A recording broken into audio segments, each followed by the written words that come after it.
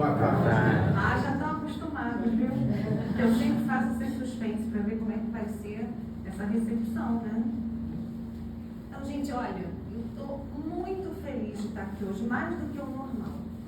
Porque hoje eu encerro o meu ciclo de palestras do ano de 2024, justamente aqui, nessa casa de luz, que quando a gente passa ali pelo portão, a gente já recebe aquele abraço, aquele acolhimento da espiritualidade, e logo a seguir a gente já recebe o abraço desses trabalhadores que estão aqui, super queridos, amorosos, gentis, né, que eu tenho assim um prazer enorme de ter conhecido e estar convivendo aí durante esse longo tempo já, né?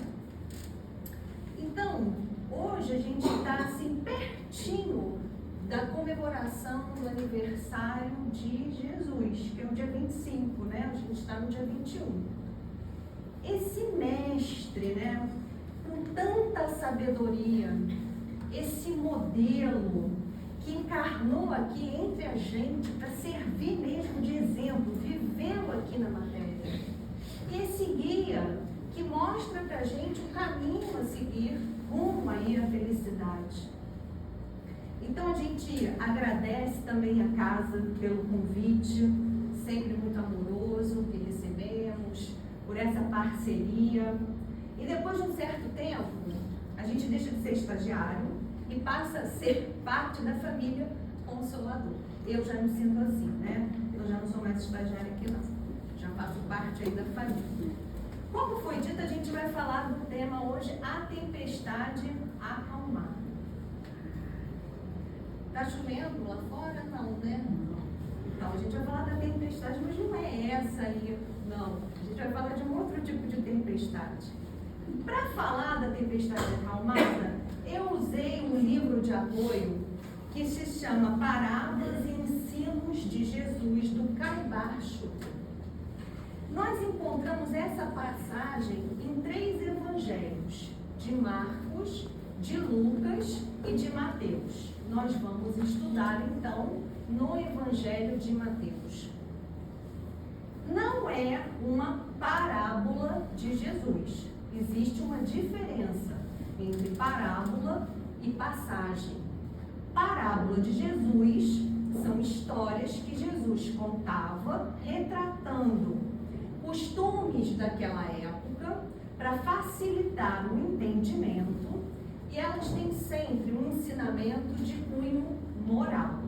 Elas são atemporais, tanto é que a gente estuda até hoje, e cada vez que a gente estuda, a gente ainda pode dar uma interpretação diferente. Ainda tem vários caminhos que a gente pode percorrer de acordo com a nossa vontade e necessidade de entendimento naquele momento.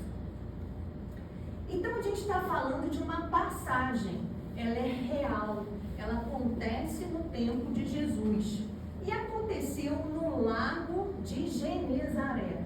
Esse lago, ele era tão grande, ele é, né, tão grande, a extensão dele é mais ou menos de 160 quilômetros quadrados, e de tão grande, ele era chamado também de Mar da Galileia. Bom, ele então era navegado para que se fosse de um lado ao outro, e ali também se praticava a pesca. Portanto, ao seu redor existia um povoado e também um comércio. Esse mar, ele era conhecido por suas águas tranquilas, que rapidamente se transformavam em águas revoltas. E isso se dava por conta da influência de ventos fortes, por conta da sua geologia e da sua localização geográfica, com ondas que poderiam chegar a 2 ou 3 metros de altura. Imagina isso, de repente. Então essas ondas chegavam a 2 e 3 metros de altura. Normalmente isso acontecia ao entardecer, no finalzinho do dia, lá no pôr do sol. Grande parte do ministério público de Jesus aconteceu ali, às margens desse lago ou desse mar. E nesse dia de manhã, Jesus se dirigiu então a essas margens, entrou num barco pequeno de pesca, se afastou um pouco da margem, o povo ficou ali, junto à margem, ouvindo a pregação de Jesus, que falava sobre o reino de Deus. Esse reino de Deus que não é um lugar físico, não é exterior, não está lá, mas sim interno, porque é um estado de espírito, de paz, de plenitude e de felicidade. Será que o pessoal está ouvindo lá em cima? Tá, né? Sim. Alguém já tinha falado. Então, ao final do dia dessa pregação, Jesus convida os discípulos para fazerem uma travessia com ele e irem atender a um homem obsediado. E eles aceitam este convite. E assim nós chegamos no objeto do nosso estudo de hoje. Eu vou ler a passagem lá conforme está no livro, para que a gente preste atenção em todos os detalhes dessa passagem, tá? Entrando Jesus na barca, seus discípulos acompanharam. E eis que se levantou no mar tão grande tempestade que as ondas cobriam a barca. Mas Jesus dormia. Os discípulos, aproximando-se, acordaram-no, dizendo: salva-nos, Senhor, porque perecemos. Ele lhes disse: por que temeis, homens de pouca fé? Então, erguendo-se, repreendeu os ventos e o mar, e fez-se grande bonança, e todos se maravilharam, dizendo: que homem é este, que até o mar e os ventos lhe obedecem? Mateus, capítulo 8, versículos 23 a 27. Dito isso, a gente vai fazer uma analogia para ver o que essa passagem está nos dizendo, tá? Então vamos ver os itens. O convite. Jesus convida os discípulos. Ele não impõe. Ele pergunta, né? Ele faz um convite. Nem todos aqueles discípulos eram pescadores, mas ele faz o convite a todos, independente se eram ou não. Ele chama todos sem distinção. E o mesmo não acontece com a gente. Jesus não convida todos nós, independente dos nossos equívocos, independente do nosso estágio evolutivo, independente do nosso ânimo. O convite não é feito a todos, independente de onde a gente se encontra, em que situação, se no erro. O convite é feito sem qualquer restrição. Da travessia, o mar podia mudar a qualquer momento, podia mudar de repente. E os discípulos sabiam disso antes de aceitar o convite. E aceitaram assim mesmo. Assim mesmo. Isso também não acontece com a gente? A gente também não aceita a travessia, fazendo uma comparação da travessia com a reencarnação? A gente aceita, sabendo que o mar da vida pode mudar. A gente pode ter aquela chacoalhada de repente na nossa vida, não pode? Não temos? Mas a gente aceita assim mesmo. Essas tempestades são as turbulências que a gente passa. São as expiações que se referem às reparações necessárias por faltas que cometemos. São as provas que se relacionam com as virtudes que nós precisamos potencializar, se já tivermos, ou descobrir, se ainda não conhecemos. Então, a gente antes de encarnar lá no mundo espiritual, a gente aceita e se compromete a passar por elas, né? As tais reparações pelo mau uso do nosso livre-arbítrio, ferramenta fundamental no nosso processo evolutivo, a nossa escolha. É a liberdade de escolha, né? É o que faz com que a gente decida e colha as consequências da nossa decisão, que é livre, não é imposta.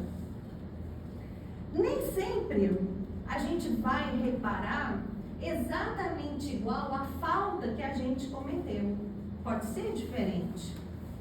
Não precisa ser exatamente a mesma coisa. E aí a gente pensa naquela pessoa, né, naquele indivíduo, que quando tem lá uma mensagem no grupo de WhatsApp apagada, ele fica enlouquecido de curiosidade. Ele quer saber o que escreveram e que foi apagado. Imagina então quando ele descobre que ele está nesse momento reparando alguma coisa que ele fez. Usou errado o livre-arbítrio. Ele fica querendo descobrir o que foi. Não é assim, gente? As pessoas não buscam aí vários recursos para descobrir quem que eu fui numa outra vida. Normalmente foi rainha, rei, príncipe, né? E princesa. Normalmente. Eu não sei onde estão os plebeios, né? Os escravos, não sei. Mas normalmente a resposta é essa. Pelo amor de Deus, gente, deixa quieto. Deixa quieto. Porque se a gente é abençoado por uma coisa que se chama véu do esquecimento, a gente esquece tudo justamente para facilitar essas reparações, porque aí eu não sei se ele foi meu algoz, se ela me traiu, se o outro me abandonou. E dessa forma, sem saber, eu posso resolver essas pendências mais facilmente, com tudo zerado. Agora, se eu fico sabendo, como é que eu faço? Muitas vezes a gente tem pequenas antipatias, pequenas rusgas assim com algumas pessoas. E a gente consegue, com o tempo, ir contornando essa situação. Agora, imagina se nós soubéssemos que aquela diferençazinha, aquela rusga foi porque a gente não ia conseguir reparar. A gente ia passar esta vida e as próximas com raiva, querendo se vingar. Então, olha só, a ajuda que a gente recebe, que a gente não percebe e que a gente ainda quer trapacear. Muitas vezes, até em desdobramento, quem tem essa oportunidade de se encontrar com um mentor, fica querendo perguntar para o mentor: e aí, me conta? Quem fui? O que aconteceu? Gente, eles não contam. Eles não têm esse poder, essa liberdade, melhor dizendo. Eles só vão contar para a gente alguma coisa se essa coisa tiver utilidade para a nossa vida. Por curiosidade ou fofoca, não tem mentor fofoqueiro, tá? Só a gente que faz fofoca. Eles não fazem. Bom, Jesus então entra primeiro no barco. Ele entrou e foi. Os discípulos seguiram. Jesus estava aqui na construção desse planeta. Ele é co-criador do nosso planeta. Ele estava aqui já antes que qualquer um encarnasse pela primeira vez nesse nosso planeta, que eu tenho certeza que todo mundo já sabe, mas eu sou obrigada a repetir, que é de provas e expiações, passando pela transição planetária para um planeta de regeneração. E nós conhecemos 5, né, na escala evolutiva. O primeiro, primitivo. Não precisa fazer coro não, tá, gente? O primeiro é o primitivo. O segundo, provas e expiações. O terceiro, regeneração. O quarto, mundo feliz. E o quinto, divino ou celeste. Esses que nós temos conhecimento. Bom, Jesus dorme. Quando a gente fala Jesus dorme, parece o quê? Nossa, Jesus devia estar cansado, né? Pregou lá o dia inteiro, falou. Já devia estar com a boca seca, igual que eu estava, né? estava cansado, então ele foi dormir. Para outros pode até parecer assim, nossa, que descaso com os discípulos, né? Não se preocupou com as dificuldades que eles poderiam estar enfrentando na som. Vocês estão ouvindo? Não. Vamos ver lá em cima. Alô? Não, mas em cima também, porque quando... Tá. Alô? Alô? É, tá assim mesmo. Alô? Eu acho que será que ele acabou a bateria? Não, tá aceso. A luz está acesa. Alô?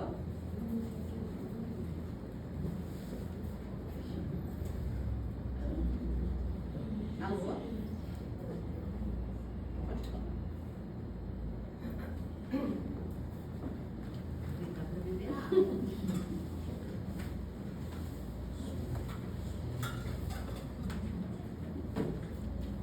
Tá igual Jesus, a filha dormiu.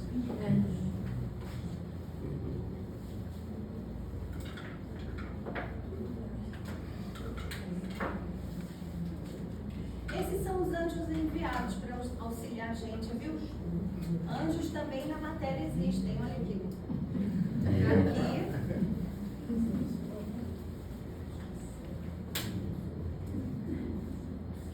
Agora vê se faz funcionar, eu não posso saber. De chamei de anjo.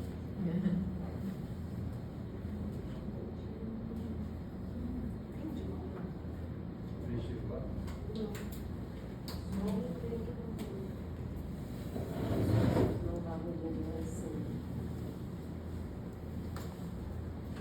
Quer que eu tente continuar com esse enquanto não?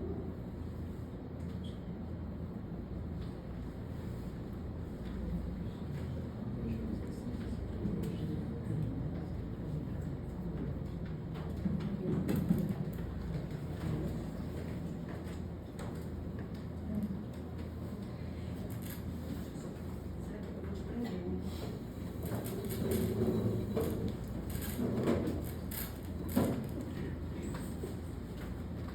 Então, estão me ouvindo? Sim? Então, Jesus está dormindo, pode parecer descaso, pode parecer que ele estava cansado, mas não é nada disso não. Porque na realidade, essa experiência, ela não era para Jesus. A experiência era para os discípulos. Jesus, então, ele se recolheu respeitando o livre-arbítrio dos discípulos.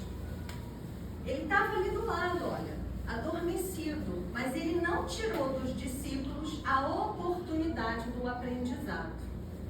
E será que isso não acontece com a gente? Nem Jesus, nem os benfeitores, nem os mentores, ninguém, absolutamente ninguém pode passar no lugar do outro pelas expiações, pelas provas, pelos desafios daquela própria pessoa. Não tem a menor possibilidade disso acontecer. Isso se dá por uma justiça divina. Então a gente só colhe aquilo que a gente planta. Olha que maravilha isso.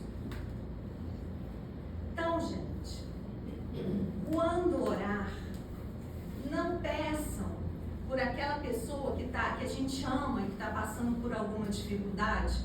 Não peçam, livra o fulano daquilo que está passando, daquela dor ou daquela situação. Por favor, tira isso da vida dele. Gente, quando a gente faz esse tipo de pedido, pensa bem no que a gente está fazendo. Está dizendo assim, tira a oportunidade do fulano de evoluir, tira a oportunidade do fulano de reparar as faltas que ele cometeu no passado, atrasa a vida do fulano. Então, como é que a gente tem que fazer prece para o fulano? Dá força para o fulano, dá coragem para o fulano, dá perseverança para o fulano, para que ele passe por aquele desafio bem, de uma forma positiva. É mais ou menos como se a gente levasse um filho, ou até mesmo a gente fosse a um médico, o médico receitasse então lá um remédio amargo Se a gente dissesse assim, eu não vou dar esse remédio amargo para o meu filho, não, porque é amargo, ele vai espernear, não vai querer tomar. A gente não faz isso, né? A gente dá um remédio amargo, a criança esperneia um pouco, mas toma, né? Vai tomar o remédio para ficar bom. E é mais ou menos a mesma coisa. A criança tem essa atitude por imaturidade, né? E nós temos essa atitude de não querer passar pelo desafio por imaturidade espiritual. A criança por imaturidade de idade mesmo. A gente por imaturidade espiritual. Mas eu tenho certeza que a partir de agora, com esse tipo de entendimento, a gente vai mudar a nossa relação com os nossos desafios. A gente vai ter gratidão por eles. Gratidão por esta oportunidade bendita. Sabe por quê? Porque cada vez que a gente vence um desafio, a gente vai deixando para trás, vai ficando para trás o sofrimento. E a gente vai dando passos rumo à felicidade. Que é aquele reino de Deus que eu falei lá no começo. Que é o que todo mundo quer. Porque todo mundo, quando fala em felicidade, fala assim, o que você mais deseja na vida? Eu quero ser feliz. As pessoas falam isso. Eu quero ser feliz. Mas que tipo de felicidade que essas pessoas falam? É a felicidade do consumismo? Né? Eu quero ser feliz. Eu quero ter status. Eu quero ser bonito. Eu quero ter dinheiro. Eu quero viajar. Está se reconhecendo aí? Eu quero ter um carro do ano. Não é assim? Não está de todo errado. A gente vive na matéria. Então a gente tem que viver neste mundo. Mas essas coisas têm que servir para nos trazer conforto, ponto. Ponto. Tem que nos servir para trazer conforto, ponto, para que a gente possa, através desse conforto, ter mais vontade, mais ânimo de trabalhar a nossa parte espiritual, que é para isso que a gente encarna aqui. A gente não encarna para pagar boleto. A gente encarna para se transformar moralmente. Olha a importância. Eu falei tanto que eu já até me perdi em que ponto eu estou na palestra, mas tudo bem. Então, o mesmo acontece com a gente, né? Da questão da justiça divina. A gente também pode fazer um outro tipo de analogia. Jesus dorme no meu esquecimento. Quando eu não lembro dos meus momentos de desespero, de aflição, quando eu não lembro dos ensinamentos de Jesus, né? Dos ensinamentos da doutrina espírita. Aí eu coloco ele lá dormindo, ó. Eu perco a fé. E quando acontece isso, eu só faço me vitimizar, ficar me queixando, me lamentando daquilo que eu estou passando, dizendo, eu não mereço isso. Não é assim que a gente fala? Ou então fulano não merece isso. Não merecemos não, a gente precisa, olha a diferença. Precisa passar pelas situações. Ou então a gente fica falando o quê? Por que comigo? Eu sou tão bom. Eu faço trabalho voluntário no centro. Sou uma pessoa boa. Por que logo comigo? Tem tanta gente ruim no mundo. Não é assim que a gente pensa? Por que aconteceu logo comigo? Gente, acontece o que tem que acontecer com cada um de nós. Porque aqui só existe causalidade, não existe casualidade. Tudo tem uma causa, não é por acaso. Então a gente precisa entender isso para não ficar paralisado no queixume. Para tomar ciência daquela situação e começar, a dar os passos para vencer aquilo. A tempestade. A tempestade acontece quando as coisas saem do lugar. Quando dá aquela, né? E essa tempestade, ela vai acontecer, então, no mar da vida corporal, na reencarnação. A vida corporal, ela é cheia de vicissitudes e de aflições a ponto da água lá quase entrar no barco. E elas vão variar desde pequenininhas alfinetadas, aquelas coisas bem bobinhas, até expiações quase insuportáveis. Então, as tempestades são os nossos desafios. Nós temos tempestades individuais, próprias do espírito, e as tempestades coletivas. Nós não tivemos há pouco tempo aí um exemplo disso? A Covid. Temos outros, os tsunamis, os terremotos, as enchentes, onde é necessário reunir todas aquelas pessoas no mesmo momento, no mesmo lugar, para que a reparação aconteça. Lembrando que os socorristas espirituais chegam lá primeiro, ninguém fica sem socorro. E lembrando também que, de acordo com o merecimento da pessoa, né, ela pode não passar por aquela experiência. Sabe quando? Quando ela perde o avião que cai. Ou quando ela não chega no lugar lá que ela ia e que há o terremoto. Então a prova lá dela, né, a experiência dela, o desafio pode ser amenizado. Então, quando eu adormeço Jesus, eu não vejo lá a solução. Me desespero, eu blasfemo, eu desanimo, eu perco a fé.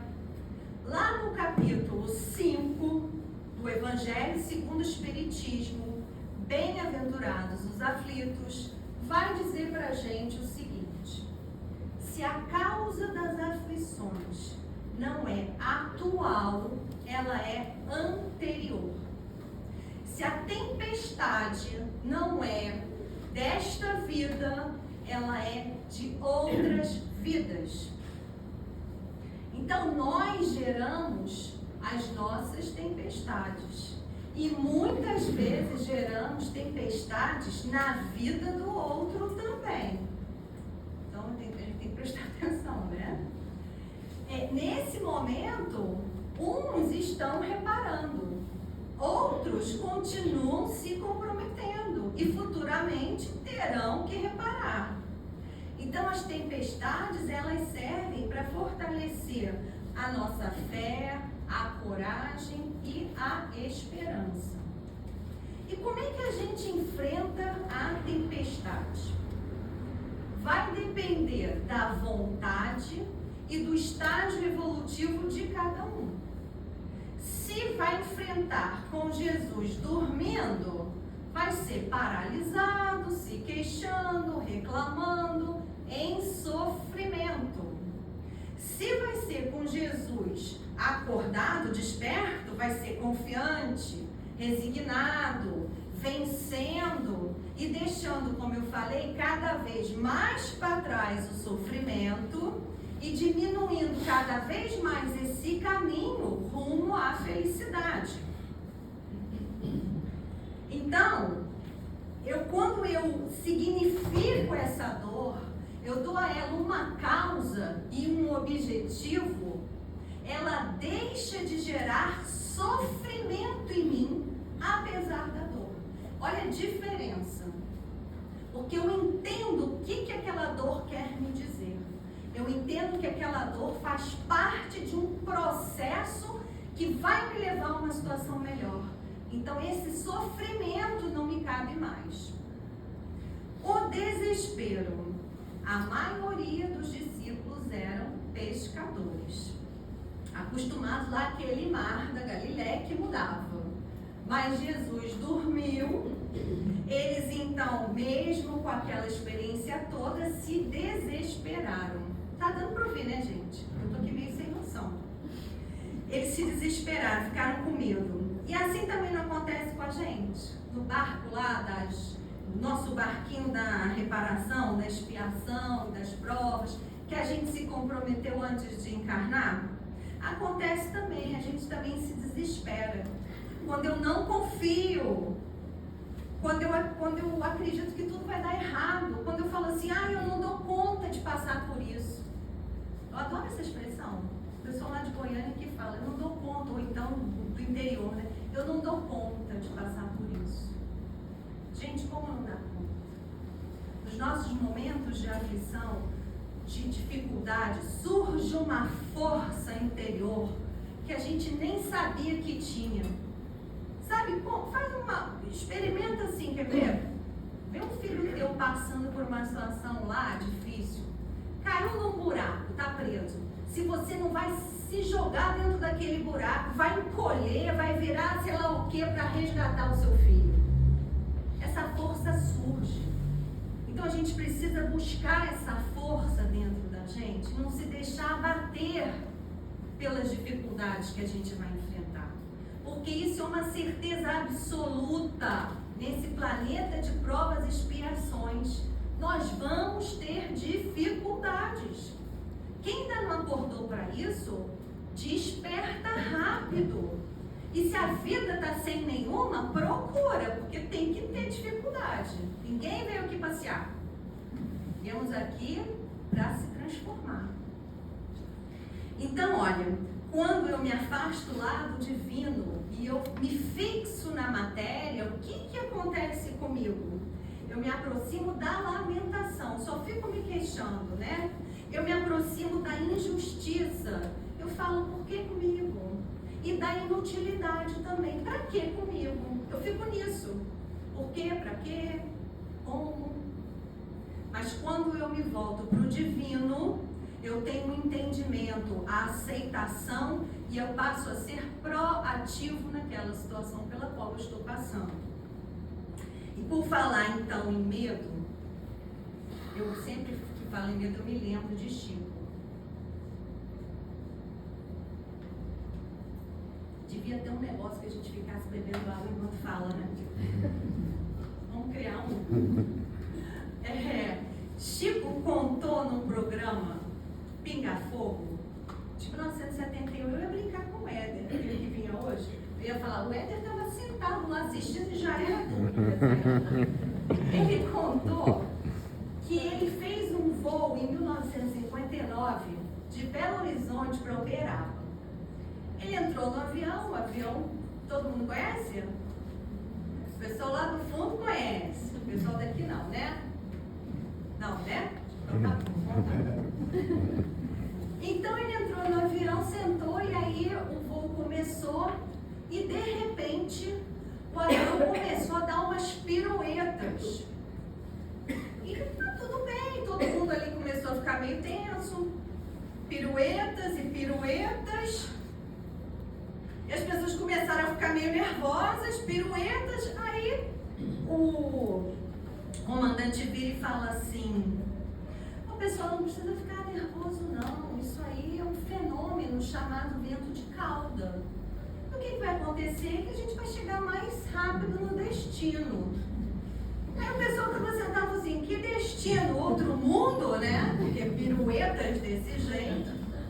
E aí as pessoas começaram a entrar em pânico e começaram a gritar, meu Deus, socorro! E Chico estava só observando aquilo, né? Daqui a pouco, as piruetas não cessavam. Chico começou a gritar também. Meu Deus, socorro! E aí tinha um padre perto, parece que tinha um padre perto, que falou, não, Chico está orando. Tinha umas pessoas rezando o texto, Chico está orando. Ele, tô sim, padre. E continuava a gritar, socorro! Meu Deus, valei-me, meu Deus, né? E lá pelas tantas aparece o espírito de Emmanuel e pergunta para ele, por que você está gritando? Eu escutei seu pedido, o que está havendo? E ele fala, nossa, já tinha passado ali uns 20 minutos, eu naquele desespero, né? E ele fala, mas o senhor não acha que a gente está correndo risco de vida para Emmanuel? E Emmanuel diz, sim, vocês estão, como tantas outras pessoas. Vocês não são privilegiados. Imagina, gente. E Chico lá desesperado, né?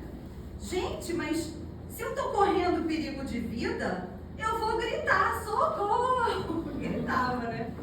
E aí Emmanuel fala para ele assim, Chico, você não acha melhor você parar com isso e dar o testemunho da sua fé na imortalidade?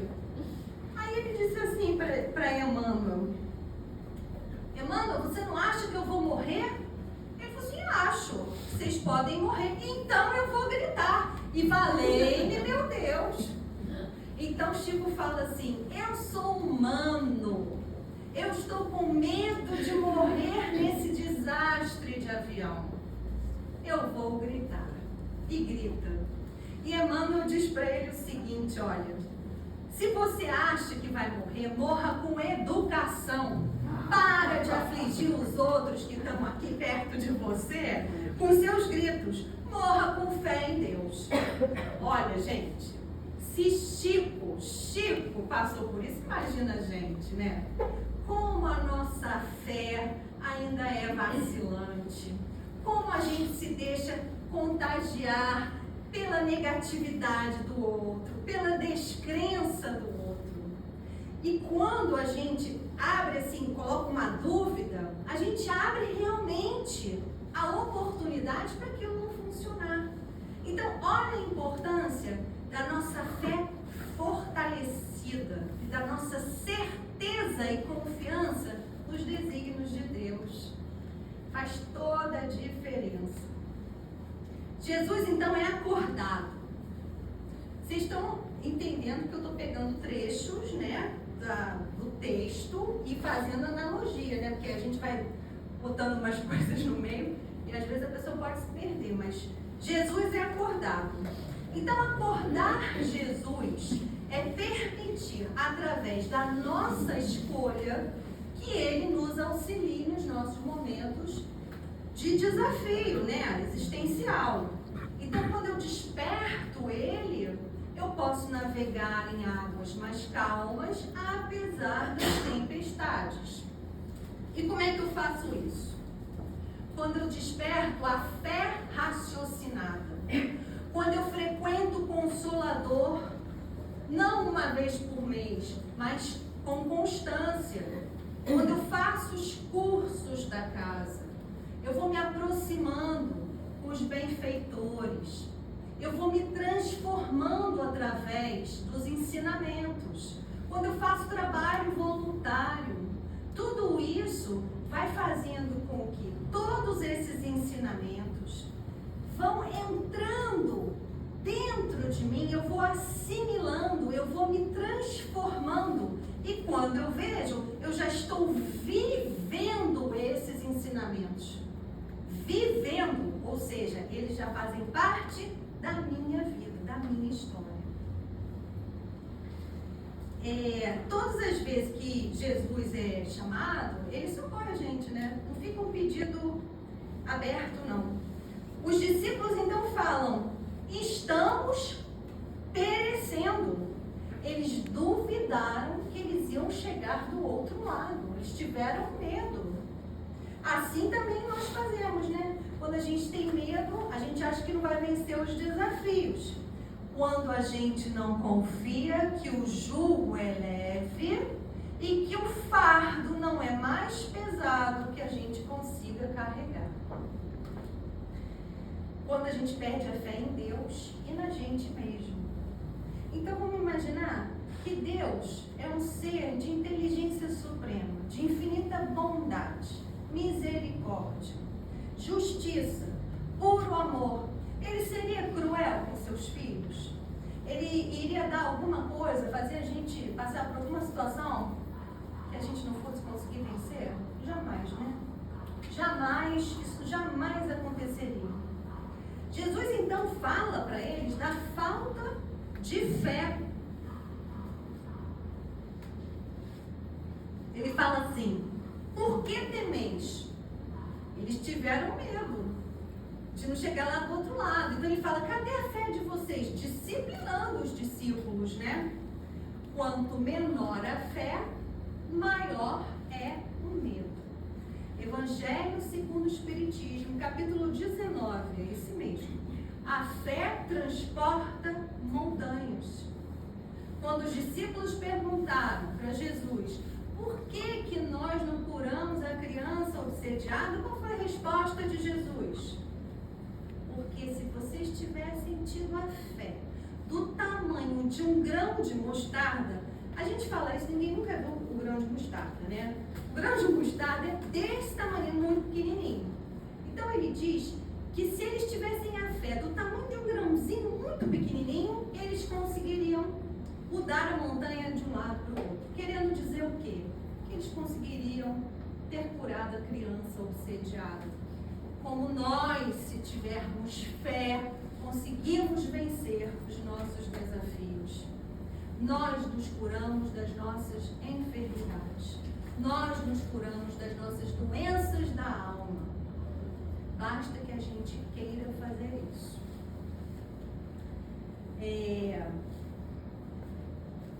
Então, a fé raciocinada, ela nos dá a aceitação pela compreensão e os recursos lá necessários para a gente poder vencer essas tempestades, né? A fé fortalece a minha confiança em Deus, é uma construção íntima e individual. Eu não consigo passar fé para ela, ela não consegue dizer o que é fé para o outro. Cada um vai ter a sua experiência própria. A sua relação com Deus é íntima e individual. E Jesus, então, acalma a tempestade. Ele fala: silencia-te, acalma-te. O vento e o mar não iam conseguir entender uma ordem de Jesus, né? Isso não existe. É claro que Jesus se dirigiu aos seres inteligentes encarregados das manifestações da natureza. Essas manifestações acontecem sempre com uma causa. E Jesus, uma vez que interferiu naquela causa, fez cessar, então, o efeito. Quando a gente desperta Jesus na gente, a gente cessa esse sofrimento. Quando a dor, ela faz parte desse nosso planeta de provas, expiações. Eu vou falar mais uma vez. Quando a gente significa a dor, como é que a gente significa?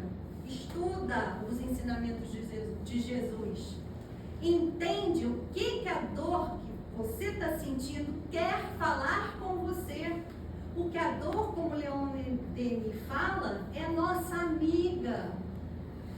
Ela está ali nos alertando. Olha, você está fazendo isso errado. Muda. Então, o que a gente tem que fazer não é não querer a dor, não. A gente tem que entender o que essa dor está dizendo para mim. A dor está dizendo para mim exatamente aquilo que eu preciso mudar em mim. Exatamente aquilo que está me atrasando no meu processo evolutivo. Então, é isso que a gente precisa fazer. Passar pelos desafios com a certeza, então, de que o fardo não é maior que a gente pode carregar. Que a gente nunca está sozinho. Que a gente só colhe as consequências das nossas atitudes, né? Daquilo que a gente fez. Que a gente sempre vai ter novas oportunidades. Isso tudo é ensinamento daqui, ó, do Evangelho. Que tudo passa. Faz com que os desafios se tornem justos e superáveis. Olha a diferença, né? Faz toda a diferença quando a gente se relaciona com esses desafios. Então, como a gente vai passar pelos desafios, é uma escolha. E essas tempestades individuais e coletivas vão se relacionar com cada um de uma forma própria, porque se relacionam com o estágio evolutivo de cada um. Então, a mesma experiência, ela é sentida por pessoas de forma diferente. Estão passando pela mesma coisa, mas cada um vai sentir aquela experiência na sua própria maneira. Então, houve lá a calmaria. Houve a calmaria depois dos momentos de turbulência. Depois da tempestade veio a bonança. Para quê? Para avaliação, para absorção do que aconteceu, do refazimento das forças para os novos desafios que virão. Então, tudo passa, os bons e os difíceis momentos. Um dá lugar para o outro. Os bons para o refazimento e os difíceis para o aprendizado. Os discípulos ficaram maravilhados, expressaram lá o sentimento de gratidão, né? Tudo aquilo que aconteceu. Então a gente precisa navegar, gente, nesse mar da vida com confiança, com fé, apesar das tempestades, levando Jesus desperto por toda essa travessia. Nos cabe também o entendimento de que as respostas, o socorro e o alívio nem sempre vão vir da maneira que a gente espera. Então precisamos ficar atentos, alertas, abertos, para poder identificar isso. Conta uma história que certa vez numa cidade, gente, eu não como carne, parece que eu vim do churrasco, né? Mas eu não como carne, tenho muita sede. Conta uma história que certa vez numa cidade, tinha só um homem numa casa e estava chovendo muito. Começou então uma enchente, né? A água foi subindo. E o homem estava lá na casa dele e ele começou então a rezar e a pedir a Deus que parasse a chuva. A chuva continuava. E o homem então com a água lá na cintura, passa um barco, a canoa, e fala: vem, vamos te levar, né? Vamos te socorrer. Vou não. Estou aqui rezando e Deus vai ouvir a minha oração. Essa chuva vai parar. E a chuva continuou. Ele então subiu, foi para cima do armário. E em cima do armário a chuva continuava, com a água já ali no joelho. Ele então passa um barco a motor e convida ele novamente. E ele novamente diz: não vou não. Eu estou aqui, orando fervorosamente e Deus vai parar essa chuva. A chuva não para. Ele então sobe para cima do telhado da casa. Olha a situação. E com água no tornozelo passa então um helicóptero e joga aquela cadeirinha. E ele dali faz: não vou não, porque eu estou orando. E Deus vai parar a chuva. A chuva não parou. O homem foi levado e desencarnou. Morreu afogado. Ele então chega lá no céu e encontra com São Pedro, bravo da vida, né? Como assim, São Pedro? Eu orei tanto, com tanto fervor, pedindo para Deus parar a chuva, e Deus não me ajudou, não me atendeu. E aí São Pedro responde: mas como assim Deus não te ajudou? Deus te mandou a canoa, o barco a motor e o helicóptero. Então, a gente precisa prestar atenção, né? Deus sabe exatamente o que é melhor pra gente. Ele sempre manda pra gente o melhor. Nem sempre é o que a gente pede ou o que a gente imagina, porque nós conhecemos muito pouco ou quase nada. Nós temos que ter então fé, resignação, confiança nos desígnios de Deus. Então que a nossa fé ela não seja vacilante, que ela seja raciocinada, que ela tenha pelo menos o tamanho de um grão de mostarda. Assim nós teremos força, coragem, determinação para enfrentar essas tempestades com Jesus sempre desperto, para depois a gente desfrutar da paz, da calmaria. Eu até ia cantar hoje, mas eu acho que não vai dar tempo. Então, eu ia cantar, juro, porque da outra vez eu ia cantar, não deu tempo, aí eu falei: na última eu canto, mas também não vai dar tempo. Vocês vão ser poupados. Mas eu queria dizer para vocês que o Natal está aí, né? A gente vai abrir as portas da nossa casa para os nossos familiares, para os nossos amigos, para estar celebrando o nascimento de Jesus. Mas, acima de tudo, vamos abrir as portas do nosso coração para que Jesus renasça todos os dias na nossa vida. Desejo um ano maravilhoso que vem, cheio de oportunidades para a gente poder se transformar, poder evoluir. O resto, gente, é consequência, né? Vamos ter essa fé que nos fortaleça, a coragem e a determinação para a gente passar por essa encarnação, quando chegar lá no céu, né? A gente olhar para trás e falar: valeu a pena. Muita paz a todos.